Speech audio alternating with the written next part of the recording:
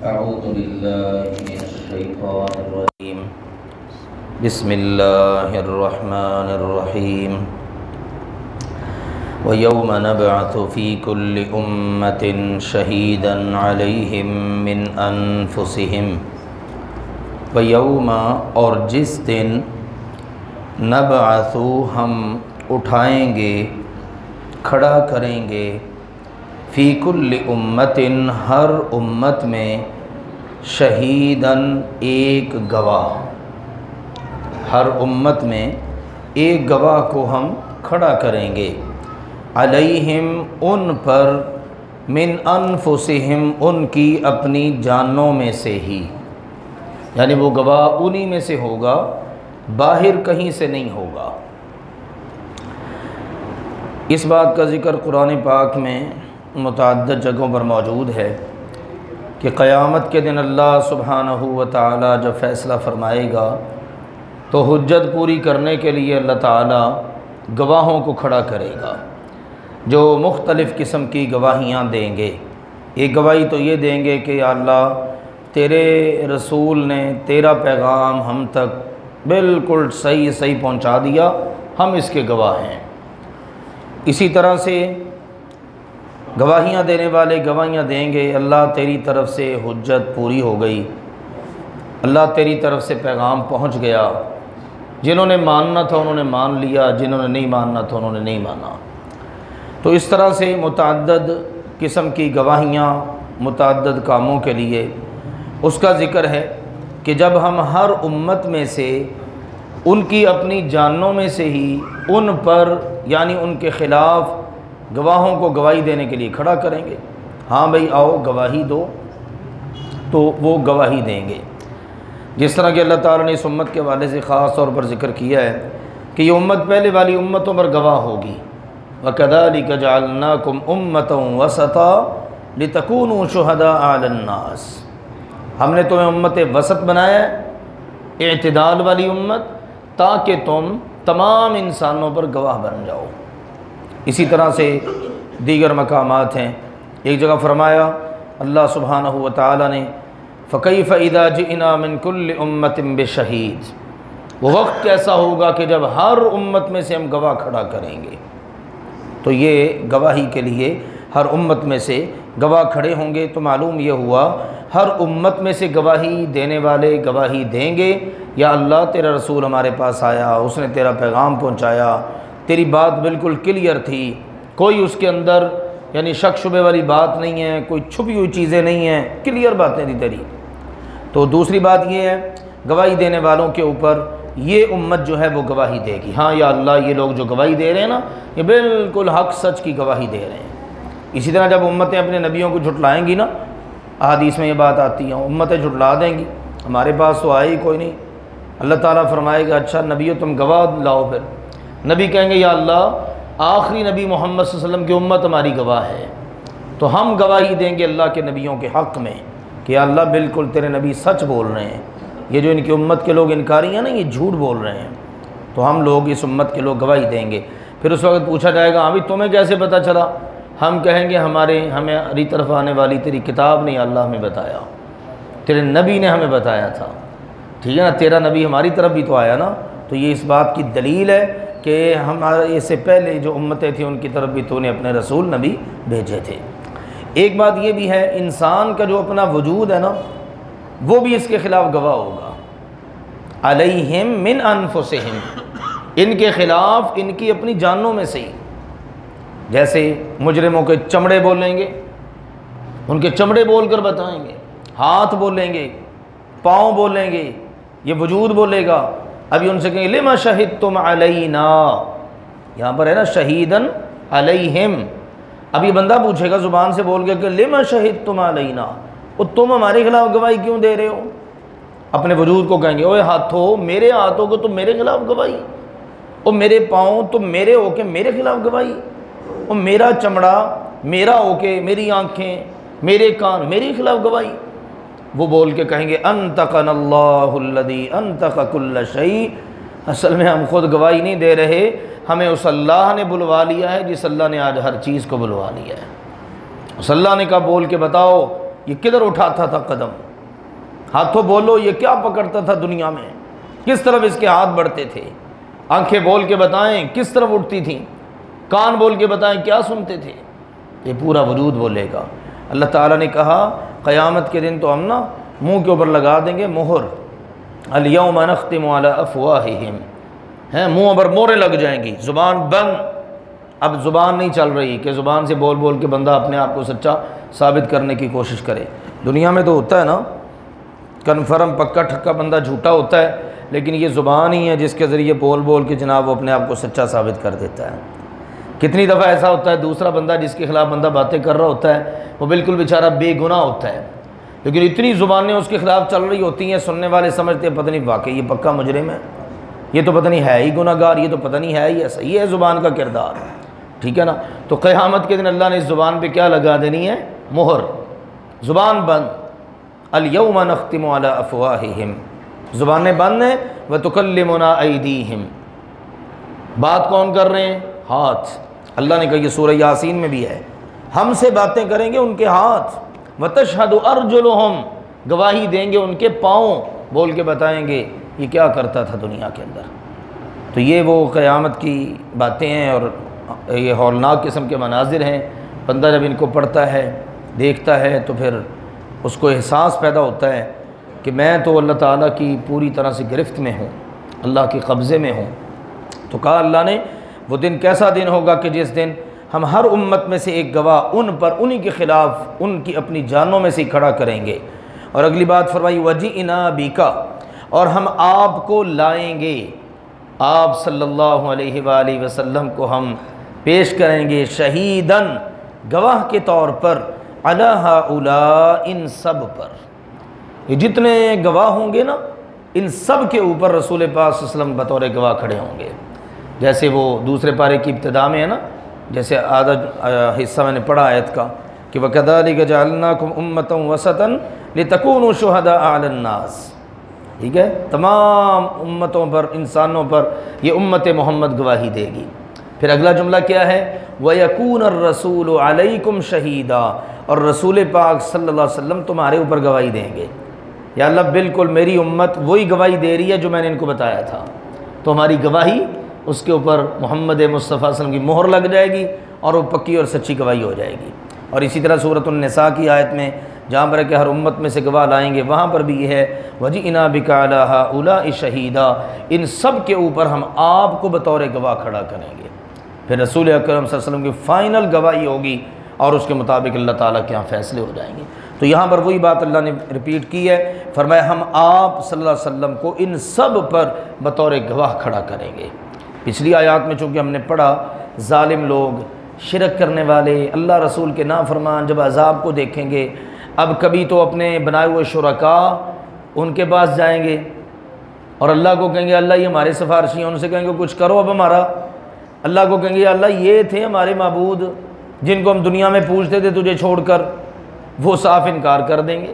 ایک طرف یہ چیز ہے اور دوسری طرف دیکھو کتنی خوبصورت بات ہے کہ پہلے والی امتیں جب اپنے رسولوں کا انکار کریں گی ہماری یہ امت گواہی دے گی، اور کتنا آپس میں پیچ اپ اور تعلق ہے کہ رسول پاک صلی اللہ علیہ وسلم یہ نہیں نہیں نہیں یہ تو غلط گواہی دے رہے ہیں، نہیں، آپ باقاعدہ اس گواہی کی تصدیق فرما دیں گے۔ یہ ہے الاخلاء یومئذ بعضهم لبعض عدو الا المتقین، قیامت کے دن جگری دوستیاں دشمنیوں میں بدل جائیں گی، لیکن تقوی کی بنیاد پر بننے والی دوستیاں اس دن بھی نہیں ٹوٹیں گی۔ تو رسول اکرم صلی اللہ علیہ وسلم کے ساتھ دوستی لگائیے، وہ دوستی کبھی ٹوٹنے والی نہیں ہے، وہ قیامت کے دن بھی گواہی دیں گے اور حق اور سچ کی گواہی ہوگی۔ پھر فرمایا اگلی بات اللہ تعالیٰ نے وَنَزَّلْنَا، اور ہم نے نازل کر دیا علیک آپ صلی اللہ علیہ وسلم پر الکتاب، کتاب کو، تبیاناً، جو واضح بیان ہے، کھلم کھلا بیان ہے، لکل شیء، ہر چیز کا، یعنی قرآن پاک کو ہم نے نازل کر دیا، اب اس قرآن کے اندر ہر چیز کا بیان موجود ہے، یہ قرآن پاک کا دعویٰ ہے۔ اور دوسرے مقامات پر بھی ہے وَأَنزَلْنَا إِلَيْكَ الذِّكْرَ لِتُبَيِّنَ لِلنَّاسِ مَا نُزِّلَ إِلَيْهِمْ، اللہ نے قرآن پاک میں جو مجمل چیزیں اتار دیں اس کی تفصیلات رسول کریم صلی اللہ علیہ وسلم نے بتا دی۔ یہ تو قرآن کا یہ دعویٰ ہے کہ اس کے اندر اللہ تعالیٰ نے ہر چیز کو وضاحت کے ساتھ بیان کر دیا ہے۔ سیدنا عبداللہ بن مسعود رضی اللہ تعالی عنہ کا بڑا دلچسپ واقعہ ہے صحیح بخاری شریف میں۔ انہوں نے ایک مرتبہ ایک بات کہی، فرمانے لگے لعن اللہ الواشمات، اللہ سبحانہ و تعالیٰ کی لعنت برسے، اللہ کی لعنت ہو ان عورتوں پر جو اپنی جلد میں سوئی کے ذریعے یہ جو نیل وغیرہ بھر کے نقش نگار کیے جاتے ہیں نا، یہ کام کرنے والی عورتوں پر اور کروانے والی عورتوں پر۔ پہلے تو عورتوں کے اندر یہ چیزیں پائی جاتی تھیں، اب تو مردوں کے بھی ہیں، ٹھیک ہے نا، مردوں نے بھی جناب وہ ٹیٹو بھی ہیں، مردوں نے نام لکھوائے ہوتے ہیں، وہ دل بنائے ہوتے ہیں جناب، پتہ نہیں کیا کچھ خرافات میں لوگ پڑے ہوئے ہیں۔ تو بہرحال جو بھی اپنے جسم کو اس انداز سے نیل کے ذریعے گدوائے اور اس کے اندر وہ لکھائی کرائے اور اس کو بھروائے، یہ جو نقش و نگار بناتے ہیں، تو کہا بنانے والی پر بھی اور بنوانے والی پر بھی، یہ کام کروانے والی اور کرنے والی دونوں پر اللہ کی لعنت۔ پھر آگے فرمایا اور وہ عورتیں جو چہرے کے بال اکھڑواتی ہیں، چہرے کے اوپر بال آ گئے اب ان کو اکھڑواتی ہیں خوبصورتی کے لیے، ان کے اوپر بھی اللہ تعالیٰ کی لعنت ہو۔ تیسری بات فرمائی اور جو دانتوں کے درمیان فاصلہ کرواتی ہیں، اللہ تعالیٰ نے جو قدرتی پیدا کیے ہیں دانت، ٹھیک ہے، اب ان میں خوبصورتی کے لیے ان کے درمیان فاصلہ کروانا، تو ایسی عورتوں پر بھی اللہ کی لعنت۔ اور یہ سب کی سب اللہ کی پیدا کردہ چیز کو بدلتی ہیں، اللہ نے جو چیزیں پیدا کی ہیں اس کی اللہ کی تخلیق کو بدلنا شروع کر دیا ہے۔ اللہ نے دانتوں کی ترتیب بنائی ہے، اس کو ایکسیپٹ کریں، قبول کریں، ٹھیک ہے بھائی، جو اللہ نے بنا دیا ٹھیک ہے، اللہ سے یہ خوبصورت کون بنا سکتا ہے؟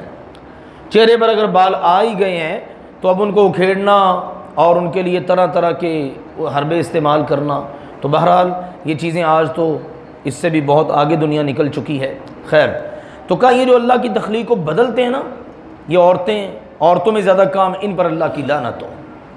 ایک عورت ہی آ گئی، نام اس کا یعقوب ہے، بنو اسد کی خاتون ہے، اور اس نے بتایا کہ کیا کہا، اس نے عبداللہ میں نے 2 تختیوں کے درمیان پورا قرآن پڑھ لیا ہے۔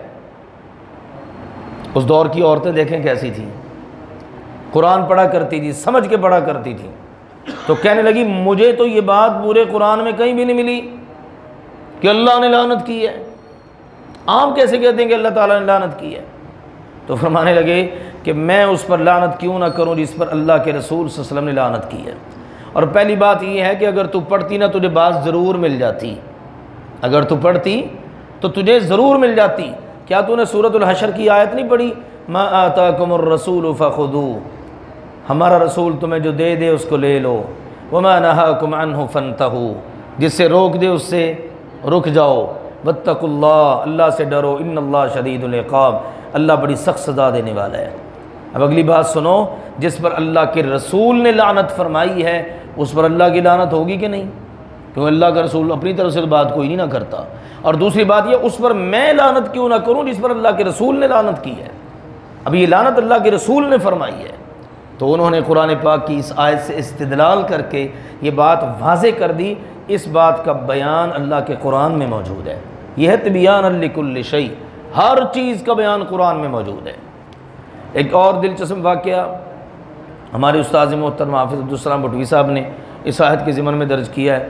وہ کہتے ہیں، مفسر شعراوی ہیں، انہوں نے ذکر کیا شیخ محمد عبدو کے والے سے، وہ کہتے ہیں میں پیرس میں تھا، ٹھیک ہے نا، یعنی یورپ کے یا امریکہ کے وہ شہر کے اندر، پیرس کے اندر، وہاں پر ہوتے ہیں مستشرق ان کو کہا جاتا ہے، یعنی بڑے عربی کے اندر ماہر غیر مسلم عالم ہوتے عربی میں بڑے ماہر ہیں، انہوں نے بس یہ ڈھونڈنا ہوتا ہے اسلام میں کیا کیا نقائص ہیں، کیا کیا کمزوریاں ہیں، اسلام پر کس طرح سے اعتراض کیا جا سکتا ہے، اس طرح کے کام کرنے والے۔ تو انہوں نے جناب ان سے کہا کہ جناب آپ کے قرآن کا دعویٰ ہے کہ اس کے اندر ہر چیز کا بیان موجود ہے، اس کے اندر ہر چیز کا تبیان لکل شیء، ہر چیز کا بیان موجود ہے۔ اچھا مجھے یہ بتاؤ، قرآن میں سے نکال کے دکھاؤ، ایک اردب تقریباً 48 کلو آٹے میں کتنی روٹیاں بنیں گی؟ مذاق ہی کرنا تھا نا انہوں نے۔ تو اب دیکھو نا یہ بات، حالانکہ یہ سوال تو بنتا نہیں ہے، جچتا ہی نہیں ہے، تو اب اس نے یہ بات کی تو شیخ نے کہا کہ ٹھیک ہے، کوئی یہ تو مسئلہ ہی کوئی نہیں ہے، یہ تو جناب بائیں ہاتھ کی چیچی انگلی کے ناخن کی بات ہے، آؤ چلتے ہیں نان بائی کے پاس، روٹیاں بنانے والے کے پاس، اس سے جا کے پوچھ لیتے ہیں۔ کہا نہیں قرآن سے بتاؤ۔ کہا قرآن ہی یہ کہتا ہے فاسألوا اہل الذکر ان کنتم لا تعلمون، اگر تمہیں علم نہ ہو تو ان سے پوچھ لیا کرو جن کو علم ہے۔ تو اس 48 کلو آٹے میں کتنی روٹیاں بنیں گی، کس کو علم ہوگا؟ روٹیاں بنانے والے کو علم ہوگا نا، تو چلو چل کے اس سے پوچھ لیتے ہیں۔ تو اب اس کے بعد اس بات کا جواب ہی کوئی نہیں بن پایا۔ تو یہ ہے ہمارے قرآن کا دعوت، تبیانا لکل شیء، ہر چیز کا بیان اس کے اندر الحمدللہ موجود ہے۔ اللہ کے فضل و کرم سے کوئی سمجھے، کوئی سیکھے تو اس کو پتہ چل جائے۔ تو اس طرح سے اللہ سبحانہ و تعالیٰ کے کلام کا دفاع کرنے والوں نے اللہ تعالیٰ کے دشمنوں کو، قرآن پر اعتراض کرنے والوں کو منہ توڑ جواب دیے ہیں۔ تو اللہ کا یہ فرمان کہ ہم نے آپ پر ایک کتاب اتاری ہے جس میں ہر چیز کا واضح بیان ہے، وہدن، اور وہ ہدایت ہے، یعنی ہر چیز کا بیان ہوگا، اب رہنمائی ملے گی۔ جب بندہ پڑھے گا اس کے سامنے وضاحتیں آئیں گی، اچھا یہ بات، یہ بیان پڑھتا جائے گا تو ہدایت ملے گی۔ جب ہدایت ملے گی تو ورحمتن، پھر کیا ہوگا؟ اللہ کی رحمت ہوگی، کیونکہ ہدایت یافتہ لوگوں پر ہی رحمت ہوگی نا، گمراہوں پر تو رحمت نہیں ہو سکتی۔ اگلی چیز ہے وبشرا، اب اس کو ملے گی خوشخبریاں، جنت کی خوشخبری ہے تیرے لیے، آخرت کی یہ خوشخبری ہے، ٹھیک ہے نا، دنیا کی یہ خوشخبریاں ہیں، لیکن یہ ساری چیزیں کن کے لیے ہیں؟ للمسلمین، مسلمانوں کے لیے۔ مسلمانوں کے لیے قرآن ہدایت کی کتاب ہے، قرآن ان کے لیے رحمت والی کتاب ہے، قرآن ان کے لیے خوشخبریوں والی کتاب ہے۔ آج اگر یہ چیزیں ہمیں میسر نہیں ہیں، مسلمان گمراہ ہیں، مسلمانوں کے پاس رحمت نہیں ہے، مسلمان جناب خوشخبریوں کی بجائے بڑی انارکی اور بڑی مصیبت اور تکلیف میں وقت گزار رہے ہیں، تو اصل وجہ ہی یہ ہے کہ مسلمانوں نے قرآن کو چھوڑ دیا ہے، قرآن سے کوئی رہنمائی نہیں لیتے، ٹھیک ہے نا۔ کہیں بھی قرآن انفرادی زندگیوں میں، اجتماعی زندگیوں میں، ملکوں کے قانونوں کے اندر یا کہیں پر قرآن کی حکمرانی ہے ہی نہیں۔ اس لیے تو کہنے والے نے کہا نا، وہ معزز تھے زمانے میں مسلمان ہو کر، اور ہم یہ کہہ سکتے آج مسلمان خوار ہیں تارک قرآن ہو کر۔ قرآن چھوڑ دیا تو پھر ذلیل و خوار ہی ہونا ہے نا۔ اس لیے اللہ تعالیٰ کی قرآن کا یہ وعدہ ہے، ہدایت بھی ملے گی، رحمتیں بھی ہوں گی، اللہ کی طرف سے خوشخبریاں بھی ہوں گی مسلمانوں کے لیے، لیکن شرط یہ ہے کہ وہ اللہ کی طرف سے اترنے والی اس کتاب، اس کے مطابق زندگی گزاریں، اس کے ساتھ وفا کریں۔ اللہ تعالیٰ ہمیں حق بات سمجھنے اور عمل کرنے کی توفیق عطا فرمائے۔ وَيَوْمَ نَبْعَثُ فِي كُلِّ أُمَّةٍ شَهِيدًا عَلَيْهِمْ مِنْ أَنفُسِهِمْ، اور جس دن ہم ہر امت میں ان پر ان کی اپنی جانوں میں سے ہی ایک گواہ کھڑا کریں گے۔ وَجِئْنَا بِكَ شَهِيدًا عَلَى هَؤُلَاءِ، اور ہم آپ صلی اللہ علیہ وسلم کو ان سب پر بطور گواہ لائیں گے۔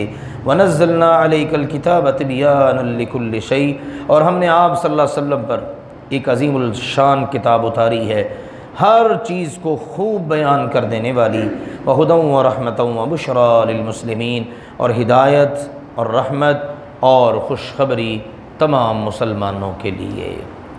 سبحانک اللہم وبحمدک، اشہد ان لا الہ الا انت، استغفرک واتوب الیک۔